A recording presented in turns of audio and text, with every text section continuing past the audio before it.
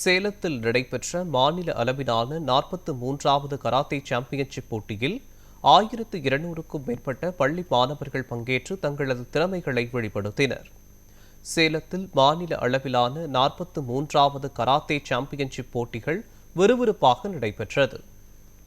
தனியார் கல்லூரியில் நடைபெற்ற இப்போட்டியில் 38 மாவட்டங்களைச் சேர்ந்த 1200க்கும் மேற்பட்ட பள்ளி மாணவ மாணவிகள் தங்களின் தற்காப்பு கலைத்திறமைகளை வெளிப்படுத்தினர். இந்த போட்டியில் வெற்றி பெறுபவர்கள் தேசிய அளவிலான போட்டிகளுக்கு தகுதி பெறுவார்கள். இந்நிலையில் கராத்தே போட்டிக்கு தேசிய அங்கீகாரம் வழங்குவதற்காக தற்போதைய அரசு விரைந்து நடவடிக்கை எடுக்க வேண்டும் என போட்டி ஏற்பாட்டாளர்கள் கோரிக்கை வைத்துள்ளனர்.